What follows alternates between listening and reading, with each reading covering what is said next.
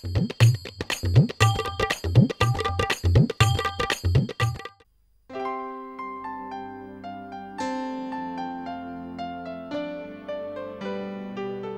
দিদি ভাই, ডালটা একটু চেখে দেখো না, নুন দিয়েছি কিনা মনে করতে পারছি না।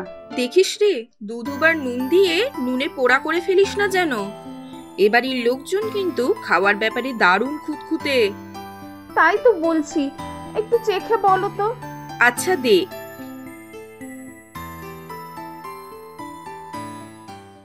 এই যা, কি করেছিস সেটা?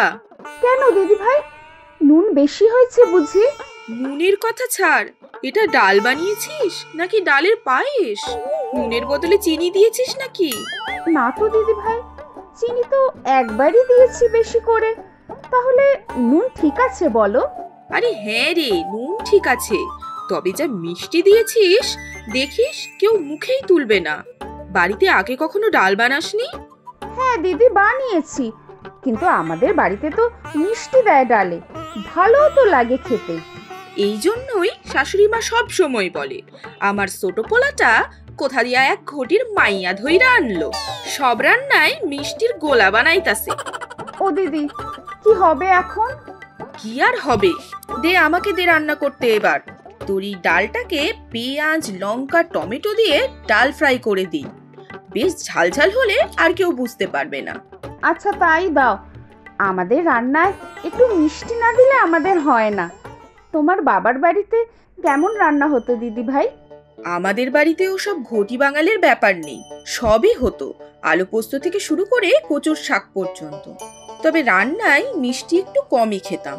তুমি আমাকে একটু শিখিয়ে দিও কিন্তু এ বাড়ির বাঙাল রান্না, না হলে মার কাছে রোজই ঘটি বাড়ির মেয়ে বলে খোঁটা শুনতে হবে।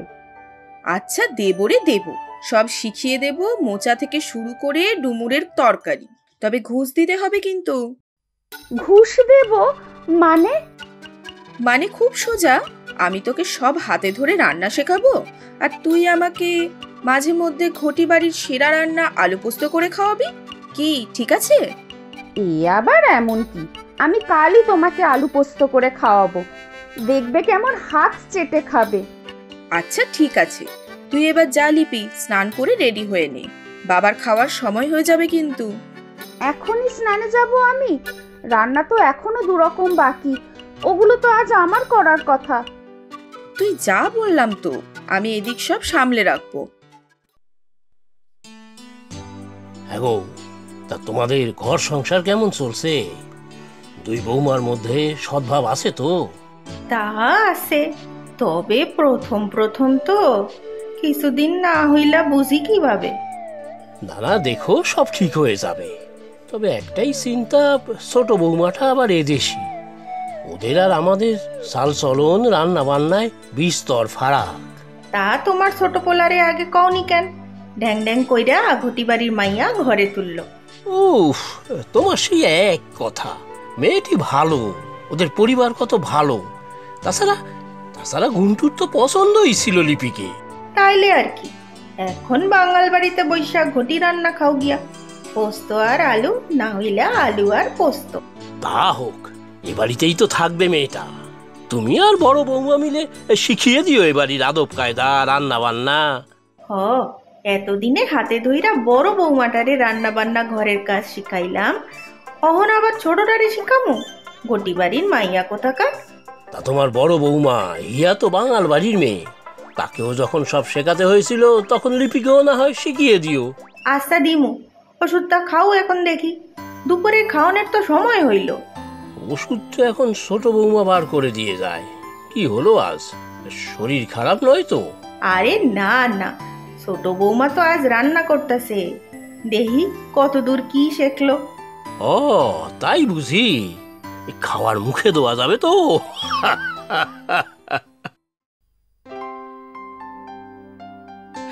আরে এই তো ছোট বৌমা।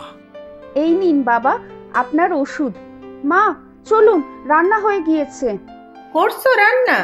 তা খাওন যাইব তো? তোমার বাবা দেখো না, তুমি রান্না করতেছো শুই না হাইসা কুটি কুটি।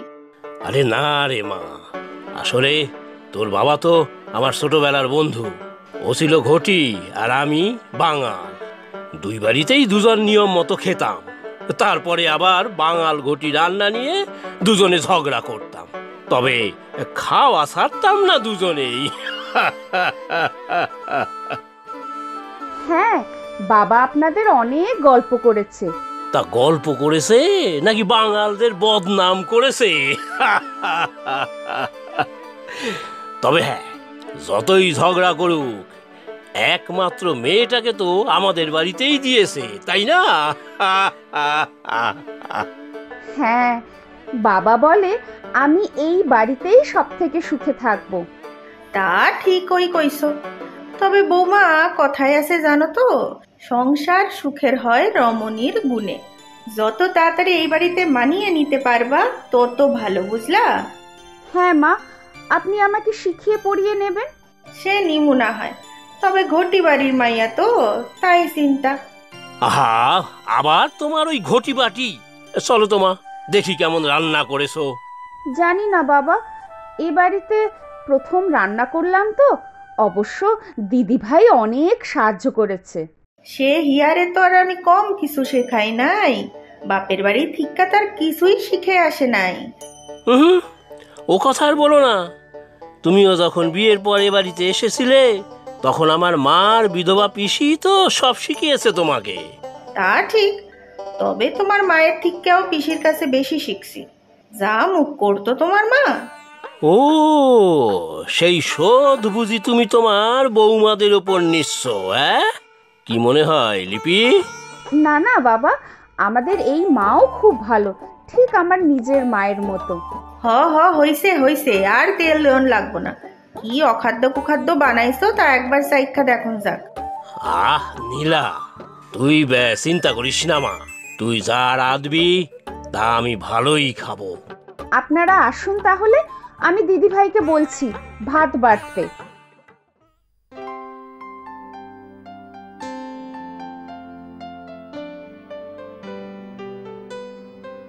বাহ, ডালটা তো বেশ ভালো লাগতেছে। কে বানাইছো, বড় জন না ছোট জন? লিপি বানিয়েছিল মা। লিপি বানাইছে এটা? কও কি, এমন ঝাল ঝাল পেঁয়াজ লঙ্কা দিয়া ডাল ওই ঘটি বাড়ির মাইয়া বানাইছে? আহ, ভালো হয়েছে যখন খাও না, এত কথা বলছো কেন? না রে মা, খুব ভালো হয়েছে। আসলে বাবা, মা ঠিকই ধরেছে, এই ডাল ফ্রাই দিদিভাই করেছে। আমি ডালে বেশি মিষ্টি দিয়ে ফেলেছিলাম, তাই দিদিভাই ডালটা আবার এইভাবে করেছে। সেই কও, না হইলে তোমার দ্বারা এত ভালো রান্না হইব না। ঘটি বাড়ির মাইয়া কি না, বাঙাল গো আদব কায়দা জানবো কেমনে? মাছটা খান মা, ওটা কিন্তু লিপি একাই রান্না করেছে। আমি আবার সত্যি মা, লিপি একাই করেছে। সত্যিই মাছটা দারুণ হয়েছে ছোট বৌমা, আর একদিন বানাবে কিন্তু। মাছটা ভালো হইছে কারণ মাছটা টাটকা ছিল, তার স্বাদই আলাদা। এর মধ্যে ছোট বৌমার কোনো কেরামতি নাই। ঠিক আছে ঠিক আছে, এখন চুপ করে খাও তো দেখি। আমি তো বেশ ভালোই খেলাম। আমার খুব ভয় করছে গো। আবার কি হলো? ধুর, একদিনও ভালো রান্না করতে পারছি না। দিদিভাই হেল্প করছে ঠিকই, কিন্তু মা কিছুতেই খুশি হচ্ছে না। আরে বৌদির যখন বিয়ে হয়েছিল তখন মাই হাতে ধরে সব শিখিয়েছিল, তুমিও মায়ের কাছ থেকে সব শিখে নাও। সে তো আমি শিখতেই চাই, কিন্তু মা তো মনে হয় আমাকে ঠিক পছন্দ করতে পারছেন না। ধুর, তুমি বেকার ভাবছো এসব। কটা দিন যেতে দাও, সব ঠিক হয়ে যাবে। আমার এক দূর সম্পর্কে ভাই আইব পরশু। খাওয়া দাওয়া সব আয়োজন কিন্তু একদম সেরা হওয়া চাই বড় বৌমা। সে আপনি ভাববেন না মা। আমার আবার পায়ের ব্যথাটা বেশ বাড়ছে, রান্নাঘরে তো দাঁড়াইতেই পারুম না। রান্না আর করুন কি? চিন্তা নেই মা, আমিও দিদিভাইকে সাহায্য করব। থাক, তোমার কিছু করণ লাগবো না। এক গাদা চিনি গুইলা যা বানাইবা তা জানা আছে। আমার ভাইটা মুখে তুলতে পারবে না। আপনি ব্যস্ত হবেন না মা, আমরা দুজন ঠিক করে নেব। দেহ বাপু, আয়োজনে যেন কোনো ত্রুটি না থাকে।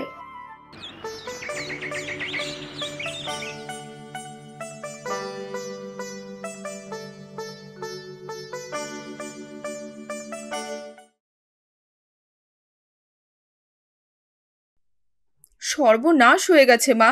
এখনই ফোন এসেছিল, আমার বাবা হঠাৎ খুব অসুস্থ হয়ে পড়েছে, আমাকে এক্ষুনি একবার যেতে হবে।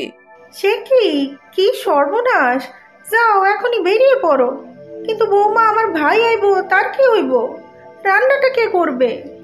আমি লিপিকে সব শিখিয়ে পড়িয়ে যাচ্ছি, কোনো অসুবিধে হবে না, দেখবেন। লিপি করবে রান্না? তাহলেই তো হয়েছে।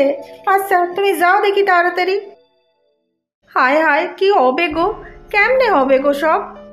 আহা, এত অস্থির হচ্ছ কেন বলো তো তুমি? একই পায়ে ব্যথা, তুমি পারবে নাকি রান্না করতে? পারতে তো হইবই, না হইলে আমার ভাই আইয়ায় কি ঘটি মাইয়ার হাতের অকার্ত কুকার্ত খাইব নাকি? এই তোমার এক দোষ নীলা, ছোট বৌমা যেরকম পারবে তাই করবে, কি আর করা যাবে এখন?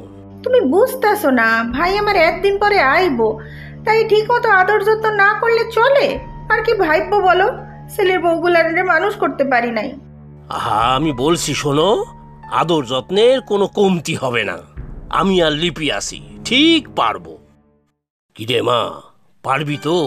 হ্যাঁ বাবা, দেখুনই না, আজ এই ঘটি বাড়ির মেয়ের রান্নায় আপনাদের মান রাখবে। আমিও তো তাই চাই রে, দেখিয়ে দে দেখি তোর মাকে। আর ঘটি বাঙালের রান্না আবার কি, ভালো রান্না হলেই হলো, ব্যাস। ঘটি আর বাঙাল আবার আলাদা কিছু নাকি? আপনি নিশ্চিন্ত থাকুন, আজ মামা বাবু এই রান্না হাত চেটে খাবেন। তাই যেন হয় রে মা, তাই যেন হয়। একদিন বাদে মনে পড়লো আমাগো কথা। কাজের চাপ বুঝলি, কাজের চাপ। তবে সময় করে দেখ, ঠিক এসে পড়েছি। এবার কিছুদিন থাকবি তো এইখানে? না রে, কাল সকালেই চলে যাব। আচ্ছা, এবার খাওয়া শুরু করো দেখি। আমার এই ছোট বৌমা ঘটি বাড়ির মাইয়া, বুঝলি না? বড় বৌমার বাবার হঠাৎ শরীর খারাপ, তাই চইলা যাইতে হইল। ও থাকলে বুঝতিস। ঘটি বাড়ির মেয়ে তাতে কি, বৌমাকে তো আমার ভারী মিষ্টি মেয়ে মনে হচ্ছে। একদম ঠিক কথা বলেছো শালাবাবু, খুব ভালো মেয়ে আমাদের লিপি। নাও খাওয়া শুরু করো দেখি। খাইয়া তুই রাগ করিস না ভাই, ছোট বৌমা তার বাঙাল বাড়ির রান্না বান্না আদব কায়দা কিছু জানে না, যা পারছে করছে। বড় বৌমা থাকলে তোর যত আত্মের ত্রুটি হইতো না। কেন, এই লিপিমাও তো আমার অনেক খেয়াল রেখেছে। আসার পর কত সুন্দর একটা শরবত খাওয়ালো, তারপরে এই এলাহি আয়োজন, আর কি চাই? নিন মামা বাবু, শুরু করুন, আমি এক এক করে দিচ্ছি। আহা, কি স্বাদ, দারুণ হয়েছে তো, বেশ অন্যরকম। এই নিন, আলু পোস্ত খান মামা বাবু। আমি আলু পোস্ত দারুণ ভালোবাসি রে মা, আজ খুব মন ভরে খাবো। আহা, বহুদিন পর এমন আলু পোস্ত খেলাম রে। সত্যি আলু পোস্তটা খুবই ভালো হয়েছে। আপনিও বসে পড়ুন মা। হ্যাঁ, তুমিও বসে পড়ো আর খেয়ে দেখো কি অপূর্ব রেঁধেছে মেয়েটা। না থাও, পরেই খামো। চিংড়ির মালাইকারি আছে মামা, এবারে দেব? চিংড়ি? আহা, বড় ভালো খাই, তবে ডাক্তার আবার বেশি খেতে বারণ করেছে। তবে একদিন নতুন বৌমার হাতে খেতে কোনো আপত্তি নেই। আমাকে আলু পোস্ত আরেকটু দাও দেখি, তারপর মালাইকারি খাবো। সে কি, তুমি তো আলু পোস্ত মুখেই দিতে চাইতে না, আজ যে বড় চাইয়া চাইয়া খাইতেছ। খাবেই তো, এমন আলু পোস্ত বারবার না চেয়ে পারা যায়? আমাকেও একটু দাও তো মা। ও মা, রান্না তাহলে এত ভালো হয়েছে, আমাকেও খাইতে দিয়া দাও, নিজের মুখে চাইকা দেখি।